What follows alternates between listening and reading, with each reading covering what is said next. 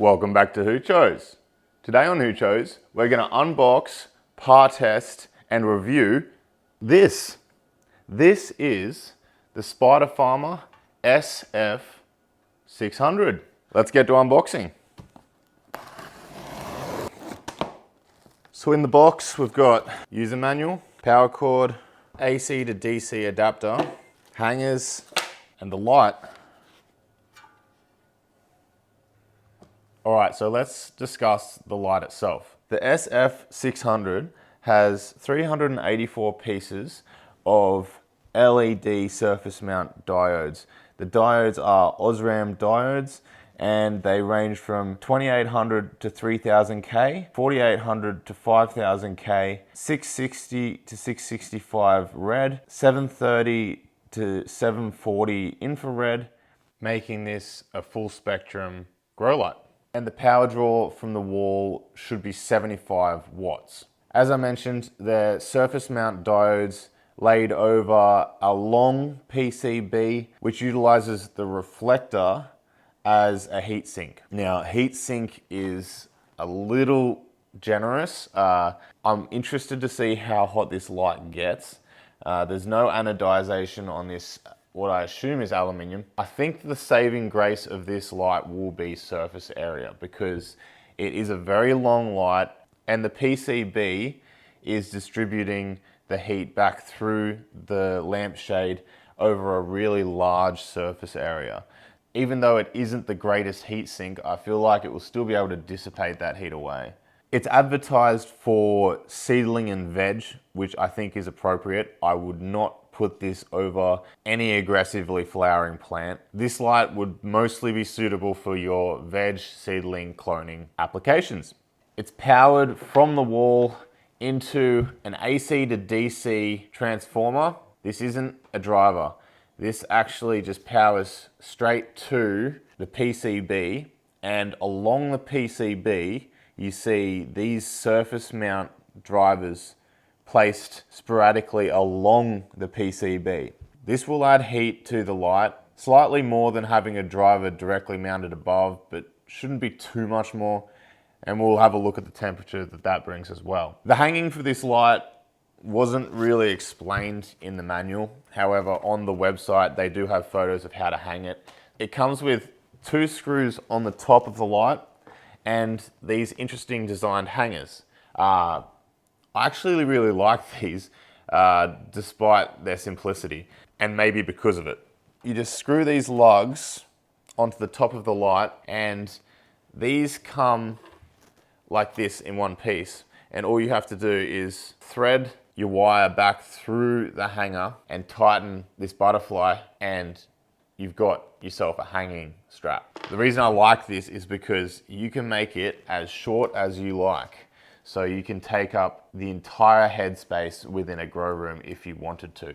And then the light is just hung like so. Pretty cool. So from now on in all reviews, I'll be asking for an integrating sphere report. And when I asked Spider Farmer for the ISR for this light, they sent me this.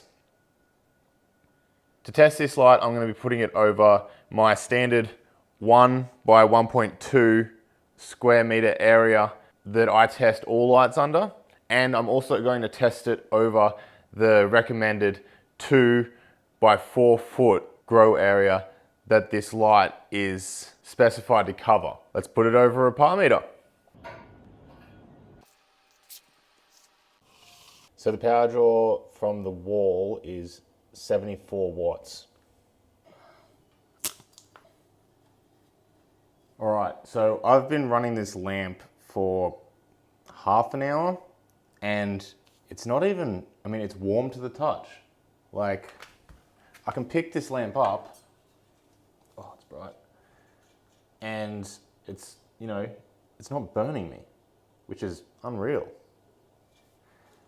So I'll do some temperatures. We're in a 24-degree air-conditioned room, keep that in mind, but the reflector, which is acting as a heat sink, is 77 degrees Fahrenheit, which is 25.5 degrees Celsius.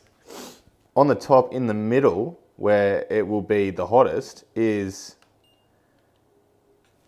98 degrees Fahrenheit and 36.7 degrees Celsius. Like that's a slightly above average summer day. And if I'm gonna try and get like the highest reading I can off the front without blinding myself, 38 degrees Celsius or 100 degrees Fahrenheit.